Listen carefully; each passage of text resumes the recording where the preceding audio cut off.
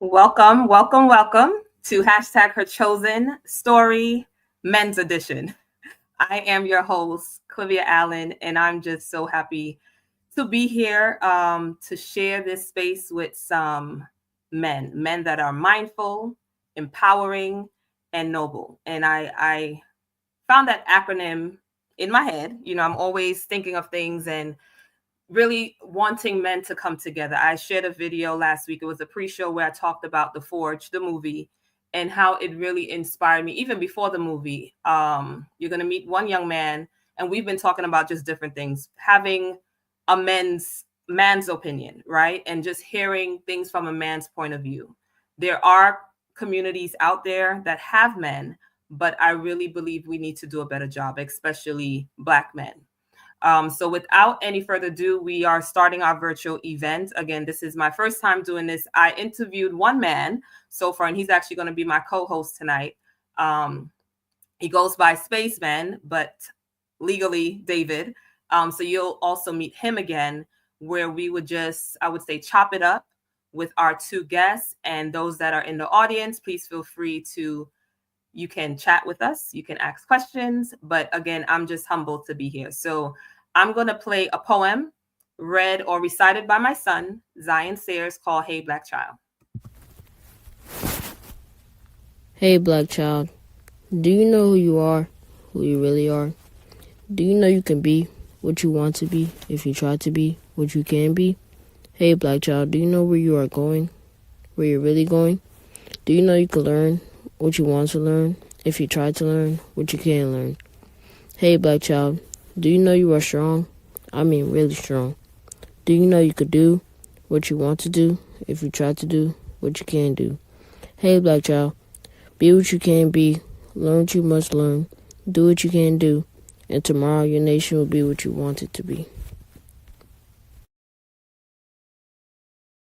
That was good. Hey Black Child. All right. And that's the poem he recited at a parade a couple of years ago, Martin Luther King parade out here in Sanford. And it's a powerful poem. And I just wanted to share that. So I'm just going to highlight our co-hosts for tonight and our two guests that we have. And then I'll bring them up one by one. And they're just going to, again, share their piece. And again, we're talking about men in community, the importance of it, the importance of finances, the importance of how to start a business and have your own, right? Ownership is important.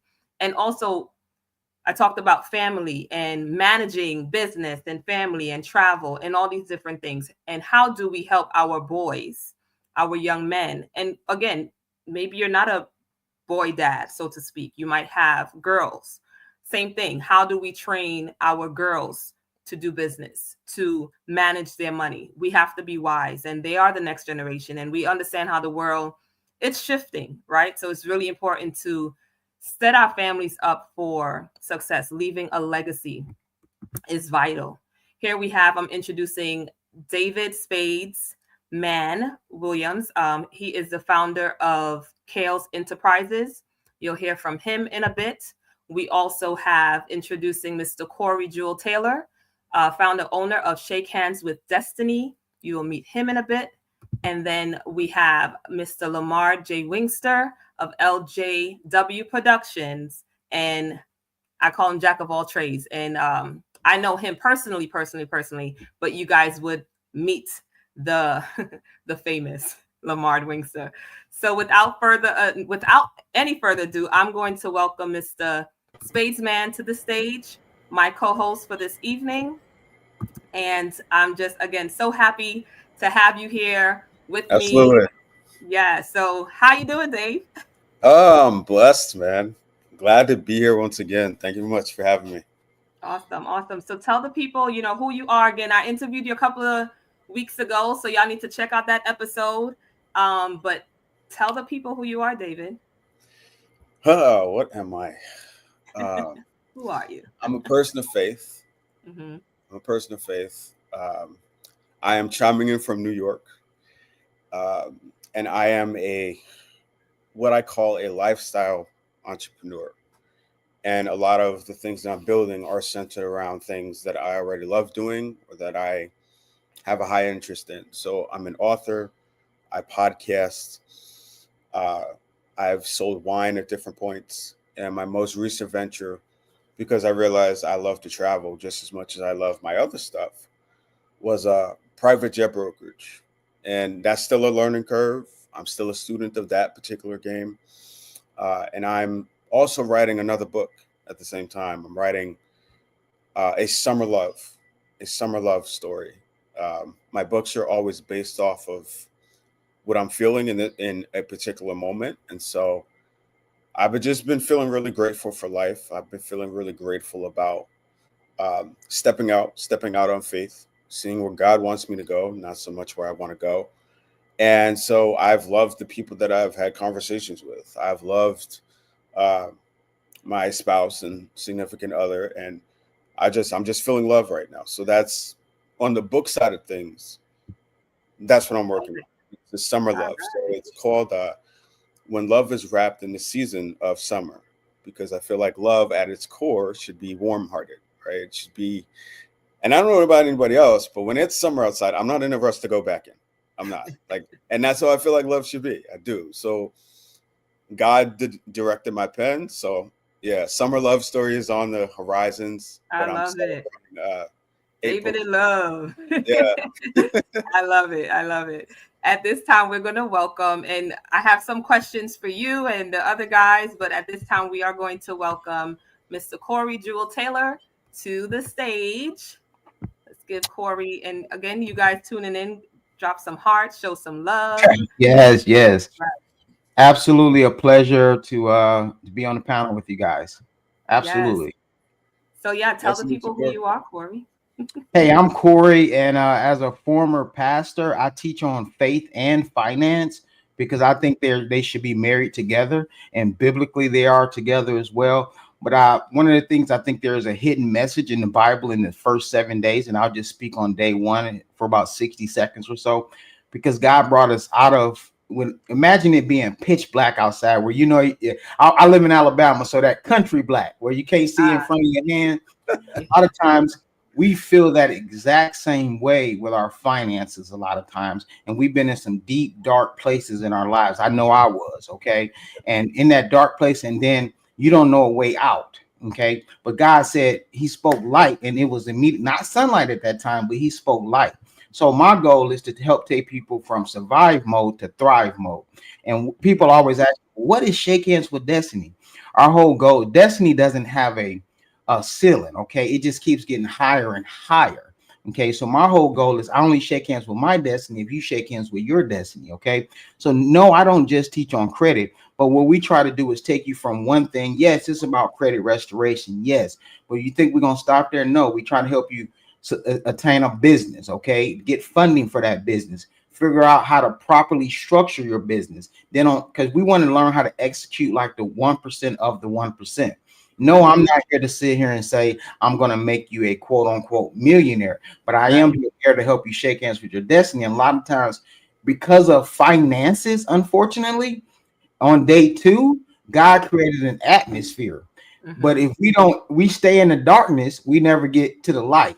But then if we don't get to the light, we got to get into the proper atmosphere so the light can then be turned on. And so that whole thing that God has that's sitting dormant on the inside of us, it can start to come to fruition. Okay. Love So it. that's why I say I teach on faith and finances, not just credit, but credit is just the foundational piece of what Mm-hmm. we need. And a lot of times we weren't taught these things. So it's not our fault many So times because we weren't taught the Right. proper structure. That's why I have a book. Even I was listening to David. I've had several books, but one of my most prized possessions is Kids on a Money Mission in the City, Urban Kids Learning Finance. And I'll I talk love more it. on that if you guys ask me. But our whole goal is to give structure to little small children, even at the Yes. ages of 7, 8, 9, 10 years old, and we can structure it. So that's what that is what I do. I help people shake hands with their destiny. That is wonderful. That's That's wonderful. awesome. Thank you for sharing that, Corey. And we will hear more from Corey in a bit. And at this time, I'm going to welcome Mr. Lamar J. Wingster of LJW Productions to the stage. Lamar, also known Hello, as Marty. everybody. I hope everybody can Yes, see. let the Hey, people what's know. up, And man? I just I'm want seeing. you guys to know, and I hope I don't put you on the spot. Now, this guy's normally behind the camera, normally not in front of the camera. So give him some grace because he's about to introduce Yeah. himself, and we might have to take a take two, but you got it, Lamar. Tell the people who you are. Okay, my name is Lamard with a D at the end. Wingster. I'm a film producer, actor, writer, screenwriter, choreographer, fighter, editor, director. Oh my gosh, I'm everything. And I notice all of you men have Christ in your life, and that's Yes. such a great thing because I have Christ in my life as well. Um, Most people don't believe in God. I know I do because everything I've asked God for, He has given me.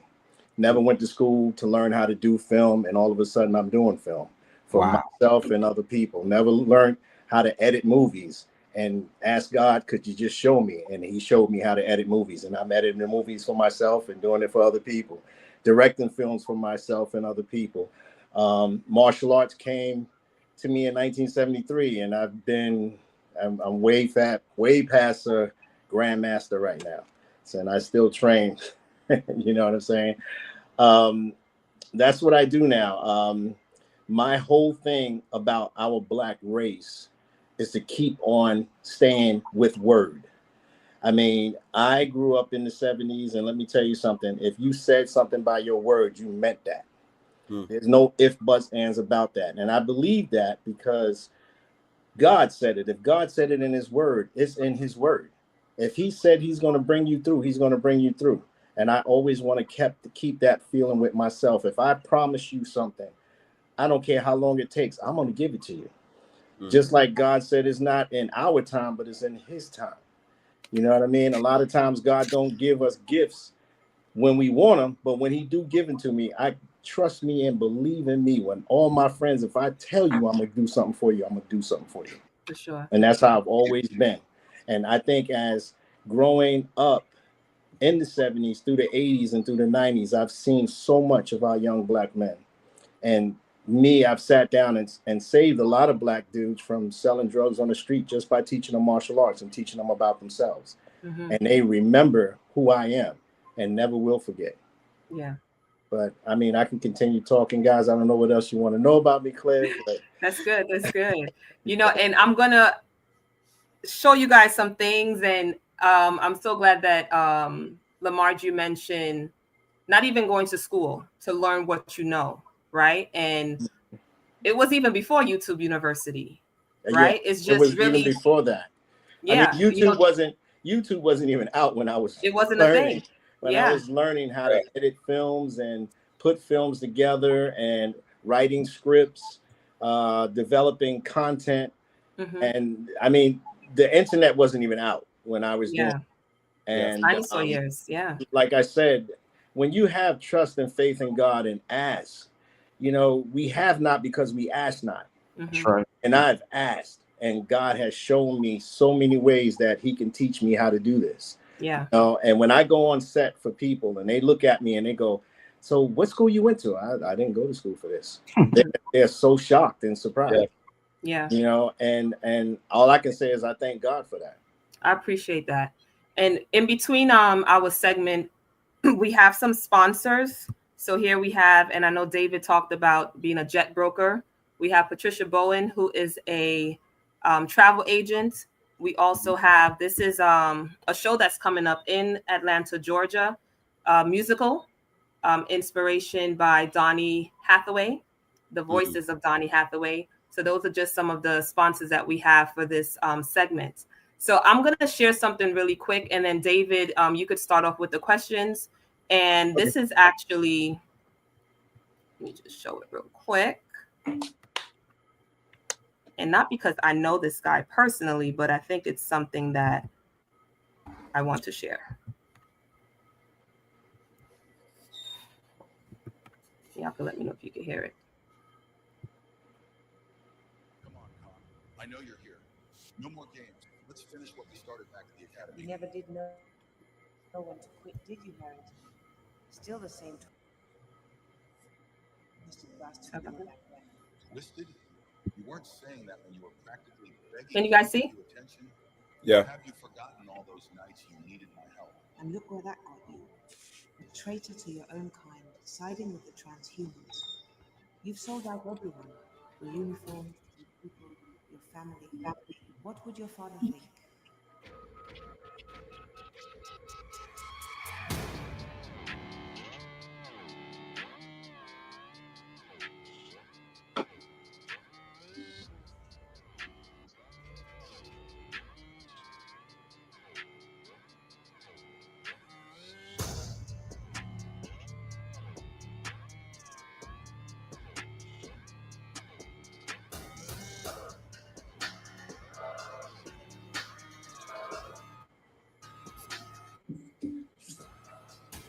You're related to Brigadier General Jessica Khan Silver, aren't you? She wouldn't want to see you like this.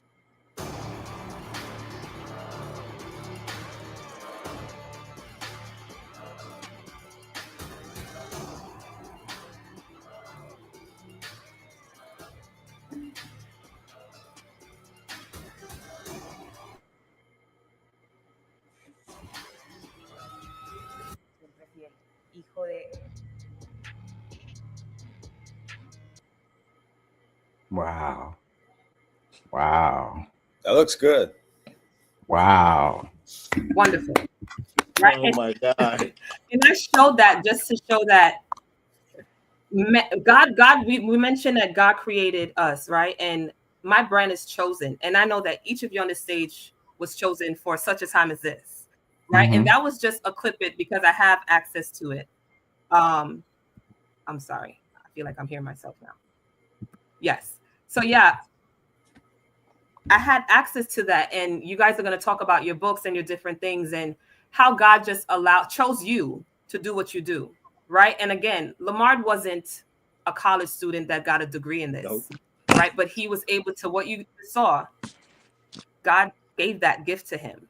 Corey, you mentioned being a pastor and faith and finance. And I remember even being in church and learning biblical ways to how to steward our money, right? And I worked for a company a few years ago, and I learned so much about stewardship and the importance of it. And again, teaching my children, they both have a debit card. They're learning about saving, and now that they want to spend, they understand things not cheap out there, and how do we budget, how do we manage, right? And David, all the things that you mentioned, whether it was the books, your jet broker, wine enthusiast, all these things. So definitely wanted to just highlight you guys. And again, I appreciate you being here, hanging out with me. One question I want each of you to answer, and then I'll turn it over to David. So we'll go David, Corey, and Lamar. Can you share personal experiences that highlight the impact a father or father figure has had on your life or your career? So I was late. Originally, I was late to the party in terms of having a father figure. I lost my biological father when I was 10 years old. And I get a lot of praise and credit. I've turned out all right. But I imagine what type of lessons I would have learned if I had somebody early on from the time of maybe 10 or 12 to kind of guide me and show me, okay, here's what you do, here's what you're not to do. Like y'all have said, teach you about credit, teach you the importance of starting a business, teach you the importance of ownership, not to just be a keg in somebody else's hamster wheel, but also eventually get to a point where, you know what, this is great, but I need something of my own, right? And I was blessed and fortunate enough to 5 years ago. Is it 5 years ago? It is 5 years ago to have my spouse's father um, ended up seeing a lot of myself in him. So he ended up taking me under his wing. And I've, by blood or by way of just how I carry myself, I've become um, kind of his son simply through that, because he saw that I am ambitious, that I know where I'm going. I have a very clear um, and present destination, and I'm letting God direct me. And I'm not allowing people that fall off the path, which isn't the best feeling, to deter me from what I've set out to do. And he recognized early on um, that he was very much that way when he was my age, around his 30s, early 20s. And so the importance of having a father figure is, in my opinion, underrated. I think it should be talked about more often. I think that, fathers and any form of father figure that can kind of step in and to some degree fill in a void, not all the way, because we all have our things that we got to work on. But when somebody can come in and recognize what you can do, what you're capable of, and kind of detour you when they see that, okay, you're on to something, but you might be falling off, and they're honest, but they're not disrespectful in how they get their opinion across. And I find that that is really, really important. I find that it's a key thing, and I'm grateful that I found a father figure, despite losing mine really early and losing mine really young. And one of the things that I was taught was um, that it's okay to not have to grow up early, right? Because a lot of times when we lose people early, we feel like we have to become emotionally tough or emotionally mature or whatever it is. And we feel like we got to carry this burden that sometimes we may not necessarily have to carry if we have a father figure, if we have somebody that would just be honest with us, if we have certain things. So I'm grateful to have found one. May have taken some time, but I'm grateful to have found one. And so I think they're underrated in my opinion. But I'm curious to see what y'all feel about it. But I'm grateful to have found one. Hey man, that's wonderful. I feel you on that all the way around, David, for sure. I tell you, man, when it comes to a father figure, my biological father wasn't in my life. He definitely gave love, but because of drugs and alcohol, he just wasn't there a lot. So I can't speak on one particular man, but I will speak on a conglomerate of men. And God kind of gifted me to kind of pick out the special characteristics in certain men, and I kind of made up a man, if that makes sense. It I makes can sense. go back to a teenage years where it was a young man that worked at a youth at a YMCA basically that got me off of the streets into sports. Okay. And then I can then speak to another person that got me into the insurance industry later on, early on. And I always wondered, like, he had this big house and all these different things. And I'm like, what is he doing that the average person not is not doing? What is he doing? And then I would later on in life, I got married young and I would see other people doing things. And it all matriculated back to they have businesses. Okay. Even if they had a job, they had a business to be able to secure certain assets in life. Okay. And so I kind of put together a total conglomerate of men together. So I won't speak on one particular man. And because there's so many that I can speak on, but I took some really good characteristics out of each particular one and made up a actual one particular man to kind of follow. And to be honest with you, even in my life today, I have several mentors that I've had in my life now. And your mentorship changed. I believe every man should have a mentor and should be a mentor simultaneously. If you go Yeah. back to Moses and Joshua, everybody should be a mentor, and at the same time you should be mentoring someone else. So that's kind of my belief system. And fortunately I had some people at significant times in my life kind of hook and latch on to me for a period of time. Hmm. Absolutely. Lamar, what are your thoughts? My thoughts, I really share the same thing about a father with you guys. My father died when I was 24. He was only 42. Um, my mom died when I was 7, and he tried to raise us, but we ended up going to live with our grandparents, and then we came back to New York when I was 14. So from 14 to the age of 24, then my father passed away. So growing up, I'm like, man, I didn't even get a chance really to spend time with my mom because I was only 7, and now I'm back in New York. 8 years later, my dad is gone, so things were kind of rough with me. But I had 2 uncles that were so strong and not letting me venture into those streets. And growing up in the crack era, it was either you sold crack or you did something else to be rich. Right. Yeah, At that age, that was an age where I was either going to go to the streets or I was going to do right. I had one uncle that was a Muslim, and he was not trying to hear that. And I remember the day at the funeral when my uncles, both of my uncles, came to me, and they were rolling my father out of the church, to get him ready to go to the grave. And they told me to my face right there. They said, "You got the rest of this day to cry because tomorrow you ain't crying no more. It's going to be time for you to go to work." And that's just what they told me. They said, "If you're not going to go to college, if I catch you out in the street, I'm busting your ass." Use the expression, gentlemen. But they told me straight up and down, just like that. And they did not veer to the left or the right. Mm-hmm. And I cried that day. They put my dad in the ground. I didn't cry no more. And I went to work working with my uncles. Now, both of my uncles never worked for the white man, ever.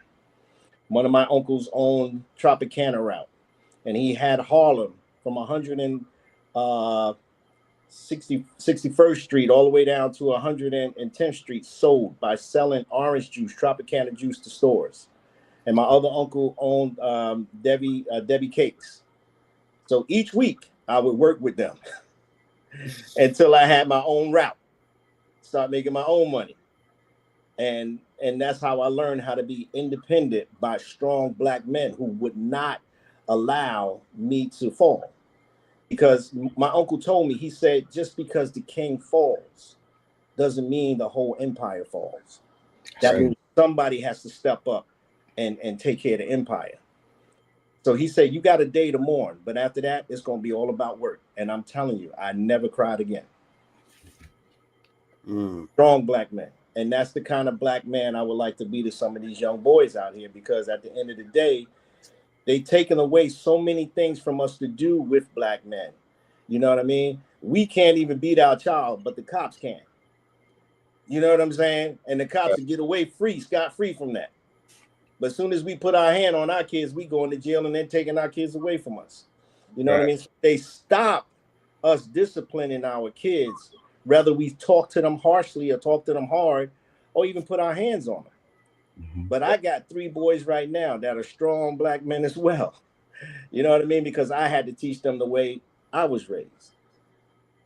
And like I said, I taught martial arts school for about 15 years. And all the people I've taught, from girls to women to men, they all learned a lesson from me, to learn how to be strong, to learn how to do for yourself, to learn how to pray. Because once again, it's like God has given me so many gifts, guys. I'm telling you, I went to martial arts school for free all my life. Never had to pay a tuition or nothing like that because I was that good. And martial art teachers was like, "Oh, we can't let you go." I was like, "But how much is the monthly cost?" They don't worry about it. Just come to class. You know what I'm saying? And all my life, God has shown me gifts that He's just given to me because He knew I was on the right path. So, I mean, that true belief in Christianity and believing, I believe in that. There's so many things that I still believe in that God is still gifting me. And you have to do right. And you have to do right by your people. Because the way things are rolling right now with Trump, with the segregation joint, that ain't bothering us because we already been segregated. And if we can build ourselves and teach these people, teach our people how to do what we do, then we'll never be lost. But we always thinking about charging somebody. Oh, just because God gave me this, I'm gonna charge them. No, God didn't charge us. So why can't we teach these kids the same thing we learned? Because we can't take it to the grave with us. That's right. You know what I'm saying? We can't take none of this stuff to the grave. My sons know how to do the movie stuff like I do. As a matter of fact, both of my sons go to movie school right now to learn the stuff that I didn't get a chance to learn, but they like, nah, my dad knew it. So it's all about learning what my dad did. And this is what my grandparents taught my uncles. If I die, you got to know how to cook. If I die, you got to know how to do this because grandma ain't here to do it no more. So at the end of the day, what do, black men? We got to show our black boys how to take care and how to prosper, how to protect. Right. That's what we and have that's to actually do. the next that's actually the question that I wanted David to prompt. I had to jump in because Lamar would be here all night. Oh yeah, I'm sorry. That's why I don't like I'm to like, be in front of let me come back real quick. He's dropping gems. So But I mean, you were right on track. The question that we wanted to ask is twofold question. What specific strategies can we implement to empower young boys in our communities to become mindful, empowered, and noble men? And also, what kind of mentorship programs can be structured to effectively reach and inspire young boys? So, Lamar, you did touch on a few things, so we'll turn it over to Corey. And again, just you guys can converse with it.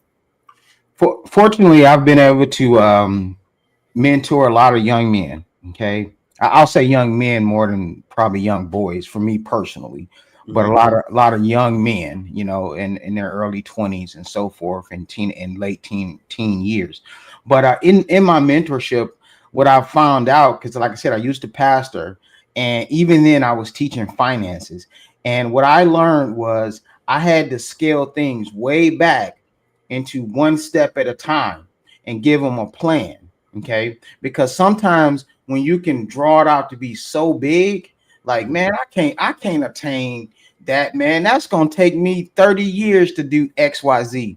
And I know you asked me a particular question, but I'll go back to one a friend of mine says he said, Corey, it took me 20 years to attain what I attain now, and you taught somebody in 30 days what it took me 20 years. And that's what knowledge can do, but you must have, long as you're willing to teach the next one, to meet them where they are. That's probably the biggest thing, is meeting them where they are and really reaching a teachable young man. And a teachable young man, you'd be surprised of the nuggets and the gems that they take on, and if you're willing to teach them. And every last one of those young men to this day are doing pretty good in their lives, and some of them took certain things and ran with it when it comes to their faith, when it comes to their finances. And it could have been a small thing, like, because I was teaching things like, this is how you do your checkbook, this is how you do a bank account, this is how you do a debit card. We're talking about the basic things, and it was basic to me, but somebody had to teach those things to me as well. Or else if you give a 21-year-old XYZ credit card, they're gonna go crazy with it, versus my 13-year-old has had a credit card since she was 13, so she has a totally different mindset when she's 21 years old. I don't know if that answer that question, but basically what I'm saying is you got to be willing to meet a teachable individual, but you also at the same time have to be willing to take one step at a time with them, versus a mountain wasn't one big leap. Is a whole lot of small rocks at one time that make up a mountain. So you got to be willing to meet them where they are and then teach them step by step, and no matter how basic it is, and they accomplish that one step, then they take on the next step, then they take on that, then they go rent a house, then they go buy a house, then they go start a business. I hope that answered your question there. No, it definitely did. And what came to mind for me when I was listening to Sherman is start small, right? Right. Like a lot of us have, and I'm guilty of it, have big and grand visions that God wants for us to pursue or to do. Mm-hmm. And sometimes you can be looking at the elephant or the dream, Correct. in its totality, and it'll be so big that you'll get intimidated and you won't start. Correct. Correct. And so I love the fact that you kind of zeroed in on um, just starting small. And there's this book that I actually came across just recently called Atomic Habits, and it encourages you to have like a 2-minute rule. So every day for 2 minutes, you devote time to whatever your goal may be, whether it's to work out, whether it's to write, whether it's to research how to start a business, whether it's to go to school, whatever your thing is, devote 2 minutes every day and let it compound, let it build up over time. So that way you don't get overwhelmed by the big things that come with that will Right. actually manifest, right? And a lot of times we may either overlook or underestimate how much we could get done in a year Correct. Correct. because it's a lot of compound interest, it's a lot of compound actions. And so I love that you brought up um, just the idea of starting small. And Right. and a dream doesn't always have to be something big. It could be something like we're saying, like small. Yeah. One of my mentors, and I'll say this, one of my mentors, he always says, divorce the promise, marry the process. And what Mm, sometimes we get so focused on this big old promise, it's not going anywhere, but focus on the process, and then the process will take you to the promise. No matter, even if it's with finances, when I would tell someone this may take you 6 months to repair, and they like 6 months. I need it done in the next 6 days. I'm trying to buy a car, so there you go. I love that. So the next question is going to be for Corey. Mhm. Uh, how can understanding credit and funding opportunities change the trajectory of a young man's life? Oh, it's powerful, man. It can change your entire life. I'll use this as an example. Hmm. You can take two 25-year-olds. I'll just take two 25-year-olds. One that takes the advice that I will give them and say, you know what, get your credit straight, okay? And then let's take your credit and let's go purchase your first home at 25 years old, okay? Versus that other 25-year-old, he's not saving his money, not doing anything, and just gonna live in an apartment until he's 50 years old. Now, I'm not saying anything is wrong with that, but I'm just using that as an example. But where can this take a 25-year-old? The 25-year-old goes and purchases a home. Then after they go and purchase a home, and I'm not saying they need to be in real estate, I'm just using this as an example. But Yeah. at the same time, people don't understand there is something called a DSCR loan, which is called a debt service coverage ratio, where you don't even need it's been around for years, but we just never knew about it. You don't even need income to purchase the home at all, whatsoever. You have to have two things: the down payment and the credit score. Okay. Hmm. And so you can use your down payment by accessing assets by using other people's money, is what we call it in finances. And so all of a sudden, that 25-year-old can have two residents at simultaneously at 25 years old. Not to mention, maybe they bought a multiplex, a duplex as their first home and rented out the other three. Like my little girl already knows when she goes to college, she gets a house and she's going to rent out those homes, and that's going to help pay for her college tuition through real estate. And you then start to multiply that over a time period. That would change that person's life, and then they keep doing it over and over again, using other people's money, assets over liabilities, versus the first thing we think about doing is buying a car a lot of times, or we buy clothes versus purchasing assets or businesses. And that's kind of the things that I teach. Oh, that's awesome, man. I love that. I'm sorry if I was rambling. I'm sorry. No, it's all good. So this next question is for Lamar. How does your work in the film and martial arts industries contribute to your understanding of leadership and community building? Well, community building and leadership to me is almost like if I create a film, let's just put it like this: I create a film. Most black films that you see, whether it be Tyler Perry or something like that, it shows stuff that we already know what we do. Mm-hmm. The cheating on the wife, the church stuff, and everything. So why make a film of what we already know how to do, Right. opposed to making a film where Our children can see themselves as lawyers. Our children can see themselves as saviors, as far as a hero. You know what I'm saying? A doctor and stuff like that. Like, I'm tired of seeing these films where you see the woman, she is the drug dealer's girlfriend. You know, I mean, power. How many times you gonna see that? How many times you gonna make a movie and see a power where they selling drugs and stuff? We already know what we used to do. And when I keep saying what we used to do, what are we doing now? What can we show our kids now? So when it comes down to me doing films, I want to show kids that, hey, look, you can be the Captain America, you can be the Black America. You understand? You can be the Black Catwoman, you can be the Black Storm. You know what I mean? This is what you need to do. Let's teach you a little bit of martial arts. Let's get you like a Colombiana. Let's get you like a Salt, but black. You know what I'm saying? Let's do that for, Black Panther. You know, I mean, come on. We need positive stuff for our kids to see so they can be like, I can see myself doing that. That's it right there. That's it right there. Doing that. So when you start showing kids positive stuff for positive Black people, then they want to grow up and they want to stay in school. But if you keep showing them white stuff, well, that ain't me. So that don't apply to me. Right. You know what I mean? I mean, come on. Black Panther empowered so many Black kids. So many Black kids. How many Black kids, when Halloween came around, you saw them with a Black Panther mask on and all that? Mm-hmm. You saw that. Listen, some had the whole suit. Exactly. This is what I'm saying. So when I make films, I want to empower our women. That's number one. Number two, I want to empower our Blackness.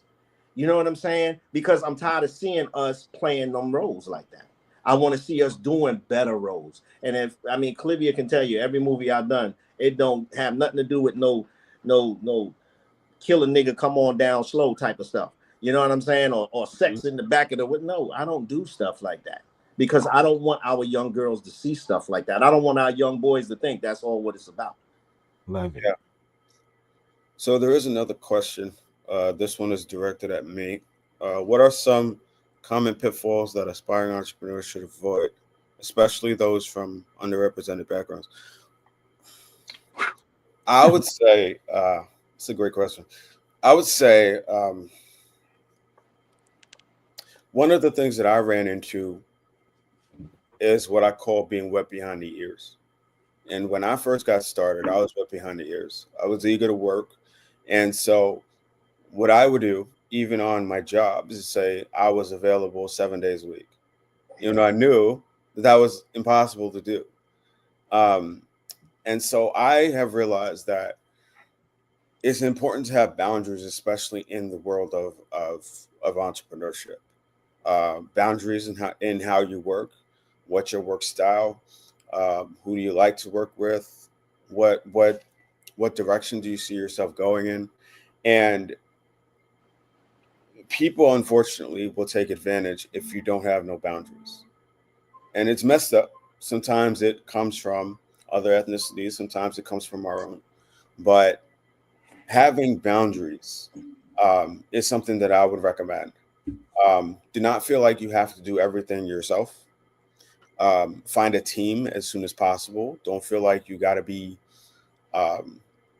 as Lamar was just suggesting, don't feel like you got to be Superman all the time, or Black Panther, or Storm, or whoever you identify with. And that was one of the things that I had to figure out was that it's okay to ask for help. It doesn't make you weak. It doesn't make you less than a person if you ask for help. And one of the things that I'm finding, or that I'm breaking away from, was this idea that you got to be strong all the time. Right. That's one narrative that I'm starting to step away from, because that's what they say. Don't cry. Don't share your frustration. Don't do this. Don't do that. And it's like, well, you must want me to go crazy, because there's going to be frustrations. There's going to be things that come up that you don't expect. So are we encouraged to hold all of this stuff in and not share it? So that would be one of my things to avoid, is avoid feeling like you got to do everything. like by yourself.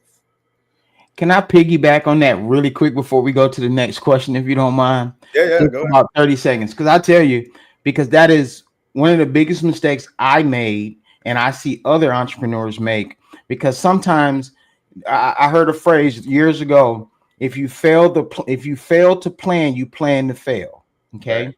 And one of the biggest things when it comes to finances, sometimes bad credit can be your best friend. It can be way better than good credit if you don't utilize it properly. So a lot of times what happens is people go out and they get good credit. And this is why I don't personally do credit anymore. I teach because I want them to have an understanding. It's because the first time you go get $100,000 of credit on your hands, and you go out here and you buy a nice car, you go on some vacations, you go buy liabilities, is what I'm getting at. And all of a sudden you're in a whole lot of trouble versus and now you got a lot of debt, and your business can't even thrive. Versus if you have a plan, and I'll use a couple of testimonials where a young man took my advice. He went and got a food truck. Now he has a thriving business. Another young lady, she went and got and took the money, and she started flipping homes. And on her first house in 6 weeks, made $25,000. And then she did another house. So what I'm getting at, if you use it the right way, Yeah. it can change your life. But if we don't use it the wrong way, so I always recommend have a plan and execute your plan. If you fail to plan, you plan to fail. Yeah, I love that, man. There's also open discussion here as well. Building supportive networks. How important is it for young men to build networks with other men who support each other's growth?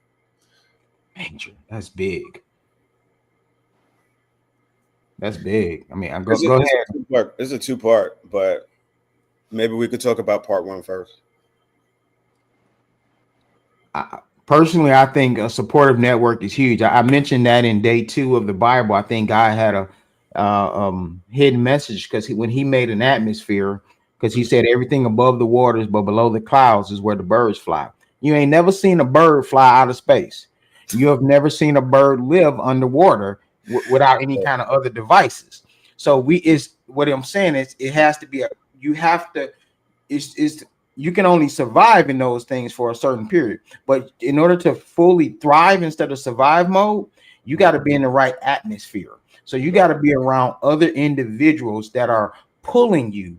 I mean, or I shouldn't even say pulling you. The laws of gravity is pushing you to the right place. So atmosphere for myself is everything. I think atmosphere is everything. You can even be on the phone with the wrong person and you like, you know what? Let me get off. I don't need that negative energy right now. So I personally believe that atmosphere is everything. I believe meeting with someone, talking with someone, getting on these kind of panels in certain groups, and someone you can be truly vulnerable with without it having to go anywhere. When somebody can say, "Hey, David, man. Hey, Corey. Hey, get your stuff together, man. Hey, you're a little wrong right there." So I believe atmosphere is everything, in my opinion. And I think God ordained it that way, personally. Absolutely. Go ahead, Lamar. I see you wanting to chime in. You done perked up. I don't know. I mean, I got that old mentality, when you network with people, you know what I'm saying? To me, that's like building an army. Something as we as black men don't have. Regular black men. Right. So when you talk about Farrakhan, he got a nation. You know what I'm saying? But when you talking about regular black men, what do we have? You know what I mean? My thing on networking is to build an army, whether it be a film army, a book army. We are so talented as black men that we can build a whole nation because we did it with Rosewood. We did it with Black Wall Street. We did it with so many things. But what are we afraid? What are we afraid of? I guarantee you, if we ever built something like that again, they could never, ever burn it down. Ever. Right. That's the kind of strong heart that I have. I got the warrior's heart. I break something apart. You know what I'm saying? But at the end of the day, we can build communities for ourselves. We can build communities for our families. I've seen a creator on TikTok. He built a compound for his family. You know, and him and his family live on a compound with about 8 houses. You know what I'm saying? Why can't we do that? Those are villages, y'all. You know what I'm saying? But the first thing some of us would be like, well, what is in it for me? What? Who bringing what? Don't worry about who bringing what. Just let's do it. Yeah. You know what I'm saying? Let's just do it. Because once again, we're not taking it to the grave with us. We gotta teach. We gotta each one teach one, y'all. Right. You know what I'm saying? I mean, all this stuff that I've learned how to do, I'm telling you right now, my sons know how to do it. I ain't got to worry about if it's going to ever die after that. I don't want nobody sitting at my funeral talking about, oh, well, you know, he used to do this. I just wish somebody else can do it. My Right. son to be standing up right there. I got that next. My dad done passed me the stick now. He done passed me the torch. I can do it now. Right. And that's what we need to do, not just with family members. We should be able to do it with friends. We should be able to do it with people that we trust. Say, hey, listen, I know how to do this. I'm going to teach you how to do this. Let's build a town together. Let's do that. Because I'm pretty sure when they built Rosewood and Black Wall Street, that's exactly what they did. They stuck together, y'all. They stuck together. Churches, movie theaters, grocery stores, doctor's offices. They did it together. They didn't ask nobody how much money you got to do this. Banks. Right. We can do that, y'all. You know, that's why I'm so glad that Clivia is doing what she's doing today, because now I get to meet 2 other, you know, people that are like very strong-headed and ready about to do something. And my brother, never say you are a former pastor. You still a pastor. A lot of times your preaching might not be on the pulpit. Right. Your preaching might be out there in the street. You know what I'm saying? Just because you used to be in the church, now God done move you to a different place because that's where he needs you. So I'm gonna need you to stop saying I'm a former pastor. No. You still is a pastor. Once you get a degree on something, you don't never turn that back down. When I became black belt and that, I wasn't thinking about turning that down. When I became a grandmaster, I refused to turn that back around. Oh, I was an expert. No. I still am, because I still train.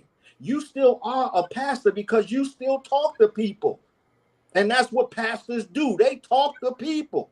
That's right. Whether it be in the church or whether it be outside the church, you still talking to people. So hold on. Before we go live. Thank you. I appreciate that also, Lamar. I appreciate that pouring. Sure. I think that should happen often. But part 2 of the question was, what roles do women play in supporting these networks, and how can they contribute positively to men's development? Wow. Can I go first? Go. Yeah. My wife is a very, very strong part of what I do. She supports everything that I do that's going to be positive to anything that I do. Mm-hmm. And I'm telling you, she's the only person in this life, and I told her the other day, she's the only person in this life that can turn my switch on and off. and y'all know what I'm talking about. Yeah, you know what I'm saying? Because if you mad at your wife, boy, you ain't got no peace at home. You ain't got no peace at the job, even though the job ain't never did nothing to you. Right. You still ain't got no peace, because when you go to work, you mad as hell. Yep. You know what I'm saying? Yep. But when you got peace at home, I don't care what's happening on the outside. You don't even care, as long as you could come home to that serenity. You understand what I'm saying? Correct. The work that I do as far as writing scripts and movies and stuff like that, my wife gives me that lead way to go, babe, I know you've been at work all day. I know you got to do this. Go ahead and do this. I'm not going to stop you. But some women ain't like that. Some women like, oh, you be to work all day. Now you just want to go in your office and do this. My wife has never have been like that. Yeah. You know what I'm saying? So when I became this filmmaker and stuff like that, who's reaping all the benefits now? She is, because she was patient with that. So when you got a good woman by your side, God said he gave the woman to be a helpmate. Correct. And she is my helpmate. Not behind me, but on the side of me. Because that's where God pulled her from. The rib, from the side. He didn't pull her from my backbone. That's right. He pulled her from my rib. So she's on my side every time. So you got to have a strong woman in your corner. And I'm telling you, if you got a strong woman in your corner, there's no stopping you from doing anything that you want to do in this lifetime. Nothing. That's right. That's real. Go ahead, guys. I'm sorry. I think that's, hey David, I call that what you call a period moment. What you gonna say? That's period. Ain't nothing else to say after that, man. It's period. Man, I What they call that nowadays, a mic drop. That's what they yeah, that's a call it. mic drop, man. Mic And drop. I agree wholeheartedly. And I'll actually use the word submission, because I'll use that because it's very used from a biblical standpoint. But we have to understand what the word submission means. If you give a woman a mission, they don't mind subbing to the mission. The problem is we don't have the mission in place. So we want a woman to be supportive of something that we don't have a plan for. We got to have a plan. He said right there that now she's reaping the benefits years later, but I guarantee once upon a time his wife understood what's the plan, baby. What's the plan? They got to have, that's why I go back to a plan. Write the vision and make it plain. So he who runs to it, run to it with haste. There you go. That's right, man. Because I'm Got telling you, make a plan. And once you, if that plan, I got into the whole financial thing because our plan was to buy I had lost everything and I was just wanting to buy a house. And then it went from buying a house to, wait a minute, I did all this by myself.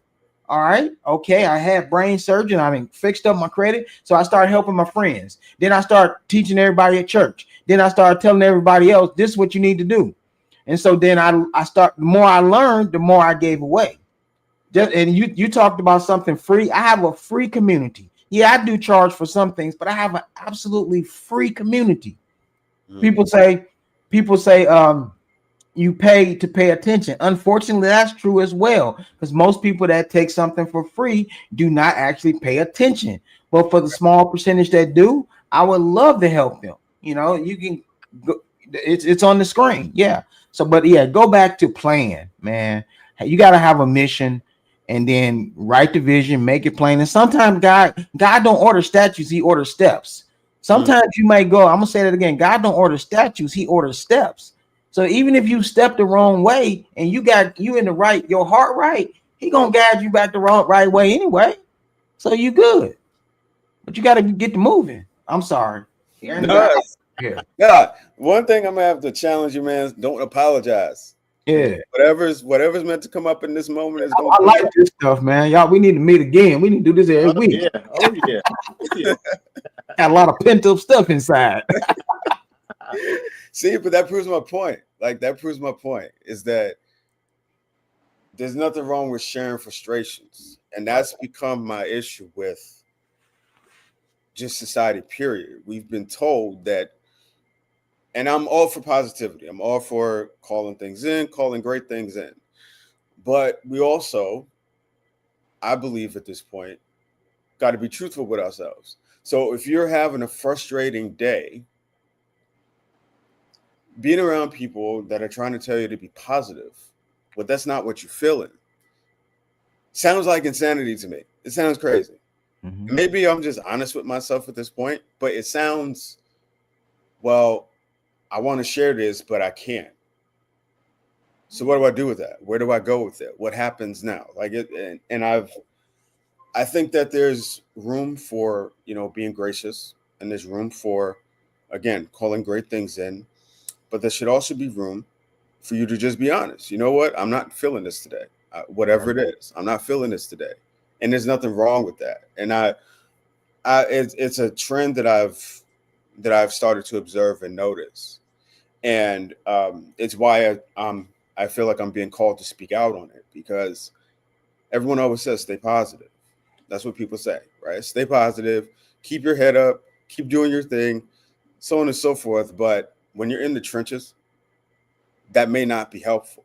That may not, especially if you're a solution-driven person, that may not be necessarily helpful, especially when you're in the trenches. So somebody telling you to keep your head up is cool, but maybe you're looking for them to connect you with such and such, even though they can't help, or something like that. So I think, not to get on a tangent, but I think that's also something that needs to be talked about as well, is that it's okay to be frustrated.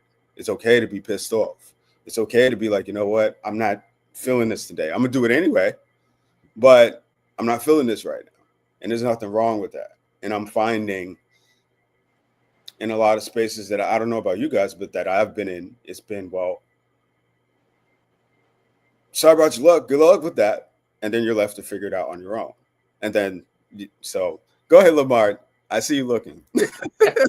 Go ahead. It reminds me. It reminds me of a Bible verse or Bible story I knew when he was taking his son up to sacrifice. Mm-hmm. You're trying to sacrifice yourself, but God has a ram in the bush. That's right. Always. Always, brother. You have myself, you have, the other gentleman right there who are, if you're feeling in that kind of way, to, you know what, let me call up Lamar, let me call up Dave, let me see what they want to talk about. You know what I mean? It's not telling them your problem, it's sometimes you need to hear that voice.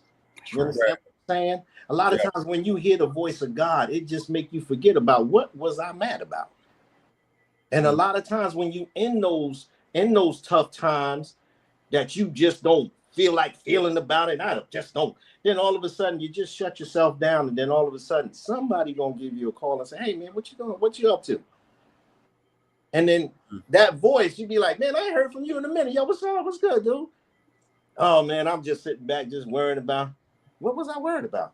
Man, but I'm just happy you called. You ever had that feeling sometime? Yeah. I was feeling like that just a couple of days ago, and I was upset. And then my brother called me, Minister Brown called me, and he was like, "Hey man, I was just checking on you. This is something he never did." But that was that ram in the bush. Right. You hear what I'm saying? To come to speak to me and pray for me, and I forgot what the hell I was mad about. Right. We have that in ourselves, brother. Our women are look, our life is like a chessboard. Mm-hmm. That queen and that king, you're going to protect that queen. Just because the queen got captured, you may have one more move to win the game. Right. Am I telling the truth? That's right. The game ain't over with. You still maybe have one more move with that king or that rook or that knight or whatever just to win that game. So you can't just throw the cards on the bench just because your wife or your girlfriend ain't feeling what you doing. All right, then I got to make another move because we playing chess. We're not playing checkers. That's right. You know what I'm saying? So at the end of the day, what do you have that God has given you that gift? Because in the Bible, he took away some gifts that people was not using. Right. Not telling the truth. That's right. Yeah. You got to use them gifts just because you might have a bad spouse or a bad girlfriend. No. Oh, okay, well, you go on that side of the fence. Let me concentrate on this because I guarantee you once you start concentrating and things start coming through, oh, that's my man. He did that. No, boo-boo. I wasn't your man when I was doing it. Right. You know what I'm saying? Me and my wife been married 40 years and she's been by my side from day one. Day one. And ain't gave up yet because she refused to let some other body get what she already put in work in. And that's how God feels about you. He refused to let you give up for somebody else to take that gift that he already gave you to give it to somebody else. Amen, man. Hold on, we got a question too. What are some common challenges faced by men today that hinder their ability to be effective leaders in their families and communities? So that's part one. And then how can we create environments where men feel safe discussing their struggles without fear of judgment? I'll jump on that first one, man, because I see it all the time. Yeah. Man, and like I said, I teach on faith and finance, and brother, finances get rocky, man, it get isolated. And we all know isolation is not from God, but I do believe that one man's transparency solidifies another man's foundation. So I believe it's vital that we have to be in the right atmospheres or quote unquote networks, like we're talking right here today. Like I can sit here and say to David, "Hey brother, I've been there. Hey, I struggle with mental health, struggling with mental health, been there, isolation, depression, all of the above. I've been there, breakdown, nervous breakdown, all of that. But at the same time, it may just take One of my friends that like Lamar said came by my house after not speaking to after I'm in isolation for months just to give me a hug, and all of a sudden I'm feeling better. Yeah. Because sometimes it don't even take words. Yeah. Sometimes it don't even take words. Nope. Because sometimes there's no words to even say. Hey, Yeah. brother, I'm here. Yeah. Hey, brother, hug. I just want to say I love you, bro. You Yeah. know, so I think one of the things is one, we got to be more transparent amongst other brothers. We got to stop holding that stuff in. Like I said, one man's transparency, it helps the next one's foundation. So Yeah. that's the first. How can we, the second part of that question on we got to be more in these groups, these Yeah. atmospheres with other strong brothers. But at the same time, I don't want to say I shouldn't use the word other strong brothers, because we should always be mentoring, reaching back to Yeah. get that weaker brother as well to say, hey, come over here and join this group right here. Come on over here. Like I got a community where I put a spiritual message out every single morning. I don't know how many people watch it or don't, but maybe it's just that one person is for. Because your gift, David, you talked about your gifts earlier. They Yeah. ain't for you. They ain't for you. They for somebody else. But God blesses you. You blessed to be a blessing. Yeah. You blessed to be a blessing. So of course he gonna bless you, but the gift it ain't for you. You know, we get so caught up on chewing. I always say this: we get caught up on chewing on bones when God got a whole feast. What do I mean by that? You ain't Yeah. never seen a dog share a bone with nobody, have you? He'd go off in isolation for hours at a time, chewing on a bone and ain't got no meat. It only got flavor. And what happens is that's not from God. You can walk 3 more feet and you got a whole turkey and everything all over the table, a feast.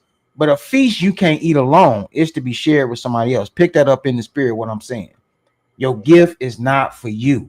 Your gift is for somebody else to be shared with. So devil wants to isolate us. So we can't be in that isolation. I'm talking to myself right here. I'm talking to me. Corey, Yeah. you can't be in isolation. You got to be in these groups. Yeah. Yeah. And then I think to kind of piggyback off of that too, right, is being in groups is important, but the right groups. Correct. Right. Too. The right And group. Yeah, you can be in the wrong ones. Yeah. yeah, because you can be the most there's a talk a lot about energy, right? You could be the most positive person, energetically beautiful person, and you can really put your heart and sweat and tears into a project. And if you're sharing it with the wrong group, it won't go nowhere. Correct. Yeah. So I think that should also be talked about too. Is and that's a lesson that I'm learning in real time. Is you got to know what groups to be a part of and what groups to um, either love from a distance or just give a graceful bow out. Mm-hmm. And I think that in those times is when, because we're talking about a lot about godly insight. I think even with groups, um, even though you may be a person that wants everybody to do well and wants everybody to succeed, um, your vision, whatever your vision may be, ain't for everybody. And sometimes that's the hard part of it, because you might be a giver.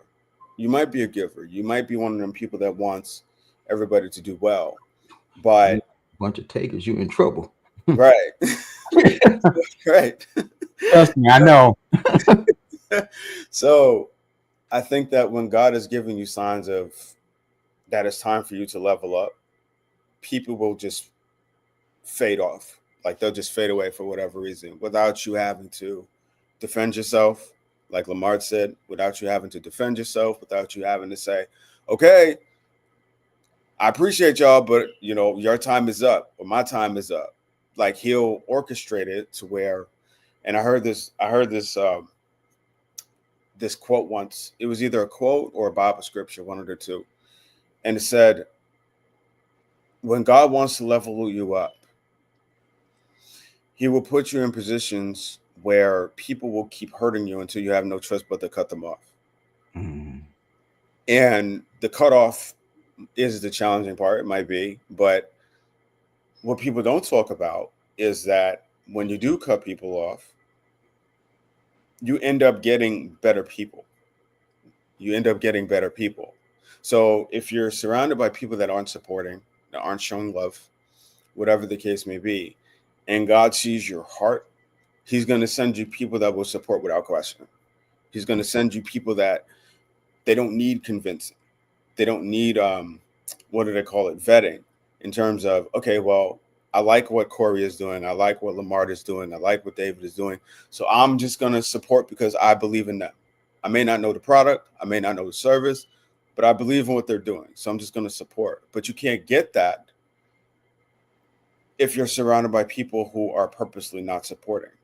And that can be that can a lot of times be a complete stranger, Yeah, and not the people that's quote closest to you, i.e. your family and so forth. It can be a complete stranger for sure. absolutely. They see your value. Go ahead, Lamar. I know you got thoughts. It's written all on your face, man. It's written all on your face. To ask the question again. Okay, so the question was,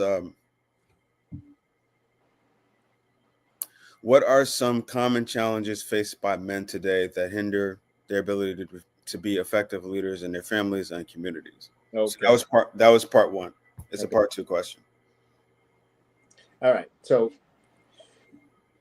with me, I know what made me serious in doing what I do now is history. So many times our young people don't know too much about their history, and the first thing they get taught about in school is being slaves. Yeah. Who want to hear that all the time? Now, as far as I know, y'all correct me if I'm wrong, history changes, doesn't it? It should. History changes. So that means something in history happened before this had happened. So an old rotary phone has changed into a digital phone to a watch phone. So history from the phone has changes, correct? Correct. Our children need to know about our history. Now is the time that the internet is showing so much of our history that is so important to them. Like I said, when I was growing up, the internet wasn't out. But I was learning from older men who knew about these Rosewoods and black towns and towns that were killed. And I mean, did y'all know that Central Park was a black village before it became Central Park? Oh my God. It was called Silicon Valley. You see what I'm saying? Now, how interesting is that for y'all to know that Central Park was a whole, you had 8,000 acres of land that was black owned in New York. And the government took it away from them. Took it away.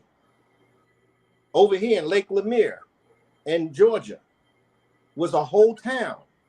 They killed those people and put the whole town in a lake. There's still houses and people and stuff and graveyards and churches in the lake. But we won't know about that if we don't know. Right. When we start learning about our history, and this is what gets to what I was trying to tell you about young black men. If you start teaching them that, they can teach their kids that. Right. Instead of them learning that, oh, y'all was just slaves and you had the Underground Railroad and that was it. No, we had more than that. Yeah. We was here thousands of years before Christopher Columbus even got here. But we don't teach that. We don't never teach that. So if you start teaching our young black men this stuff, then they'll know. And that just makes it so interesting that we were more than just freaking slaves. We knew so much. We had so much.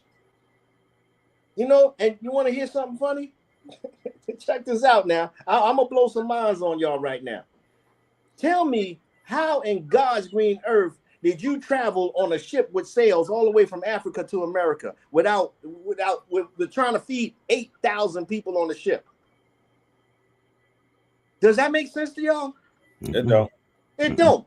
You see what I'm saying? But then they try to make movies where most of the Africans just threw themselves overboard. So that means you still fed on a ship that sails with blowing the wind from Africa all the way over there. But it took about months. You had enough food to feed everybody? No, you did not. There was already people here that you made slaves of. That's what it was. Right. They were already, Christopher Columbus said it in his diary. There were people with copper skin. They are so nice. They're showing us these things. We celebrate holidays and don't even know what the hell we celebrate. Thanksgiving, Christmas, Easter, all that. Y'all know, come on, Pastor, you know Jesus wasn't born in no December. Correct. But we celebrate it like it's his birthday. We know Easter ain't about no resurrection. Correct. But we celebrate it like it's a resurrection. If we try to teach our people the truth, let's teach them the truth. Right. Stop teaching them lies. Mm-hmm. Teach them the truth that all of these holidays were made up. That's true. That we had people already here thousands of years before Christopher Columbus even set foot on here. Right. Right. Teach them there were black people everywhere. We are the children of God. Everybody else was made from us. But the white man don't want to teach us that. But we still teach our kids that and have them look at a picture of Jesus with the long hair and the gold hair and keep telling them that that's Caesar's son. And now, if I can jump in here, I want to go back to something and it is going to piggyback on what both of you guys said, but something you said, David, because you was asking a question about basically choosing the right group. Mm-hmm. And the Bible also says, it says either you hot or you cold. If you warm, I'll spew you out of my mouth. Exactly. And I'll leave you with this illustration because I drink coffee, right? I don't drink the cocoa lattes and all that stuff. I just drink some regular old coffee. But if you ever notice, if you're a coffee drinker, when you go to get your coffee at a Starbucks or a shop, what do they give you to stir your coffee with? What do they give you? What do they give you? Somebody answer that? What do they give you to stir your coffee? A little stirrer. A wooden stirrer, correct. Stirrer, that's right. But a lot of times, when we at home and different things, what do we stir our coffee with? A metal spoon. Yeah. And what that metal spoon is a heat conductor. So what it's doing is it's drawing all of the heat to the metal spoon.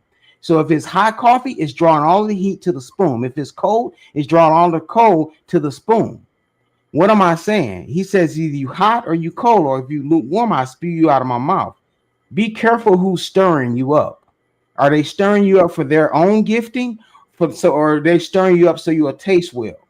What I'm saying is that silver spoon, those are the people that are stirring you up to take from you. The wooden spoon is the ones that stirring you up so you taste right for you. If that makes sense. Yeah. That is the best coffee analogy I have heard. Thank you, brother. I know you wouldn't forget that one. You probably never stir your coffee with a silver spoon again if you drink coffee. I sure won't. Man. Olivia's back. I'm back. I'm gonna wheel y'all back in. You guys are doing great. I mean, the conversation, and I'm getting really good feedback in the comments from those watching on YouTube. So I thank you guys. I mean, so much. We'll definitely do this again. We'll see how our schedules work.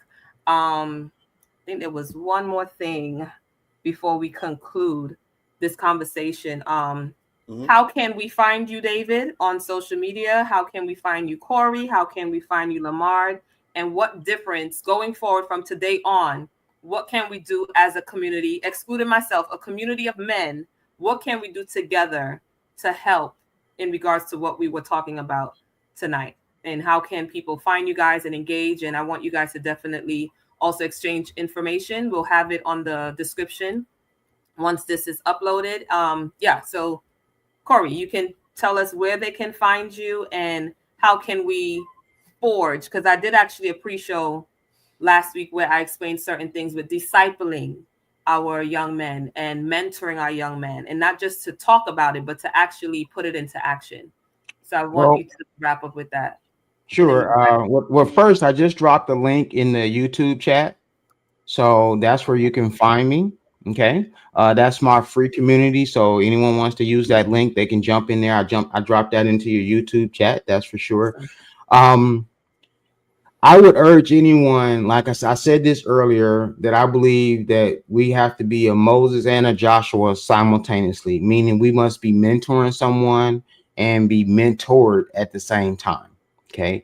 So be very careful if someone says that they don't have a mentor or something of that nature, or somebody in their life that can speak truth into them. I would be a little bit weary about them speaking to me if that's the case. So, um, and then how? So I think we should be both of those. But at the same time, how do we get involved? I'm a big advocate for volunteering. No matter if it doesn't always have to be at a church. It can be at a rescue mission. It could be with the youth, whatever your niche is. Maybe it's not men, maybe it's women, maybe it's young children, whatever your niche is. Jump in there and find that. And I'll also drop my Instagram in there as well. DM me. Like I said, I'll be happy to always talk to anybody. I'm an open book. So those would be my suggestions there. I hope that's good enough for you here. Yes, Corey. And can you show your book one more time and maybe drop the link Yes. to where Yeah, I'll parents can? drop that as well. This here book is this. I've written several credit books, but this is by far my favorite. I don't know if you guys can see it there. It's Kids on a Money Mission in the City, Urban Kids Learning Finances. And this is written for a real easy book. Um, from ages 7 to 12. And what this book is teaching them everything from credit to how to invest to saving to college to education. It teaches them all of that from ages to 7 to 12 years old in the ways that they speak. Okay. And I'll also drop my link here in there as well in the YouTube chat for you, so you don't have to worry about it. Thank you. Lamar, where can we find you and how would we forge this? Me, I'm on Facebook. I'm on Instagram, LJW Productions. A lot of times, if you can't get me, you got to call Clivia because Clivia knows get in touch. I mean, she's gonna hunt you down. I do stay busy a whole lot, and I'm always willing to help. I'm always willing to teach. I'm always willing to go out and to make sure that you can do what you need to do. It ain't all about money for me because I know that Jesus paid the way, and I know that it'll be a coming for me later on in the future. The more you help people, the more you give, the more God gives to you. That's the saying that I've always kept with myself. And Clivia knows if she needs me, I'm there. And if you guys need me, I'm there. You know what I'm saying? All you got to do is just reach out to me and, hey, look, Lamar, what you doing on this date? I'll check my schedule. Boom, I'm there. You know what I mean? I'm not asking for no money or nothing like that.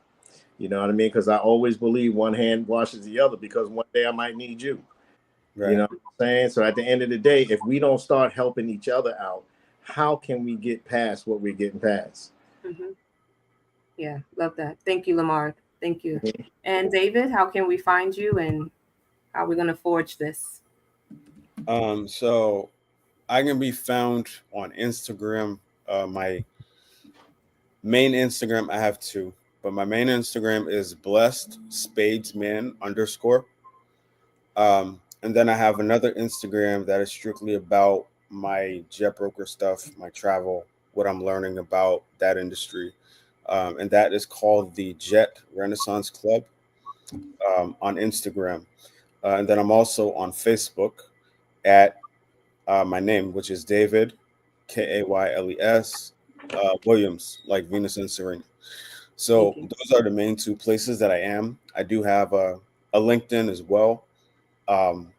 David K. Williams on LinkedIn. And those are the main three places that I could be found. And can you repeat the question? How are you going to start this forge in regards to just doing what you do and helping those in the community? And also show I don't know if you have any of your books on hand, but you can show. And your titles. So this is one. This is one that I wrote last year. And what inspired this book, brief synopsis, was I realized that I come up with my best work when I'm either going through tragedy or I'm in reflection. And I realized that a lot of the quote unquote rooms that I've been in, or conversations I've had, or places I've been, were places that I had metaphorically raised my hand about, right? It didn't come from, um, originally anyway, it didn't come from somebody saying, "Oh, well, he's talented, let me put him on," or he's talented, let me put him on to an opportunity or wherever. It came from me just naturally taking the initiative. And so I wanted to encourage other people that are on the path to greatness, or on the path of faith, faith-driven path, to essentially make their own luck if they're not doing it already. Luck could be a representation of blessings. Luck could be a representation of whatever you want. But I want to encourage people to shoot for the moon. I feel like that should be encouraged. It's being encouraged now, but I feel like people shooting for the moon isn't talked about very often, and so I wanted to encourage people to do that. So that book is available on Amazon um, as an ebook, a paperback, and a hardcover. Um, and then the way that I can forge in terms of mentorship, or what can I do today on, is even giving out free books is a form of leadership, right? Because books within themselves are leaders, are forms of leadership, right? And so when you look at it that way, it encourages you to take it more seriously, I find. So even if you can just give away free copies of your book, not all the time, not all the time, but Mhm. every once in a while, just Yeah, give away free copies, um, and see where the message goes. I feel like that's also a way to not just give back, but then also receive later on, right? So whatever you put out is what you get back. So I think that just giving books away is a great way to do that as well. for sure. Thank you for that. And again, I want to thank each of you for, I would say, stopping by. Again, I normally have women on my platform sharing their stories, their untold stories, but I'm like, I have to give the men some space. And Yeah. if I have to do this, whether it's quarterly, maybe not monthly, because I have so many things going on, I think I definitely would do this. As long as I can have y'all on, I would Yeah. appreciate it. And we'll definitely, I mean, Corey said you're in Alabama, Lamar is in Georgia, David, you're in New York. So we could even Yeah, make this a whole tour, chosen men, because again, I came up with that acronym: Mindful, Empowered, and Noble. The world needs to have conversations like these. And we, like you guys shared, we need spaces like these. And there's so many other topics, right? But I wanted us to at least start off with this. And I really appreciate it. I really, really appreciate it. Any last words? I'm going to take you guys backstage and then I'm going to close up. Any last words? Make sure I put the link in there that anybody that if they can come into my community for free, that has tons of faith and finance information in there. It's completely free. So share the link with somebody. I put a link in there. Just I'm at Shake Hands with Destiny at everything. So join the community for free. So all of Awesome. my handles are Shake Hands with Destiny. I only shake hands with my destiny if you shake hands with yours. That's it. There you go. Thank you. Thank you so much, guys. I appreciate it. All right. absolutely. Wait, hold on. I just thought about it. Oh, sure. Um, I am putting my link in the chat. Um, Thank you, Corey, for reminding me. So just give me a moment. But thank you, Clavia, for setting this up. You're Um, welcome. I'm glad that I was even considered. It's like, Yeah, sure. yeah. Definitely. All right. Put it in the chat and then I'll pop it up here. So, So while David get that,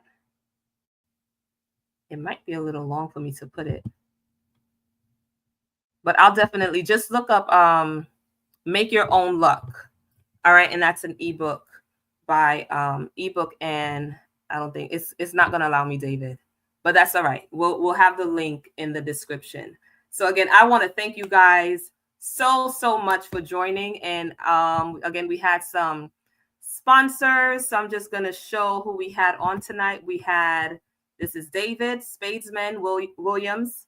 Check out his episode on #HerStory where he explains even where the name Spadesman came from. We had Mr. Corey Jewel Taylor of Shake Hands with Destiny. You can find him on all socials. Join his community. I'm now a part of that community where I'm going to learn more on faith and finance. And then we have Lamard J. Wingster of LJW Productions. And here's some of his movies. We showed the animation, and he knows a couple of people in the martial arts world. And if you guys love martial arts, look at some of the 3D animations that we do have on YouTube. You would see some of this happening. And again, I'm just so proud of each one of you, David, Corey, and Lamar, for what you're doing in our communities to help, I would say, create a legacy, right? We have, let me just go back to some of our sponsors. We have One Divine Massage Therapy. They're here in Florida.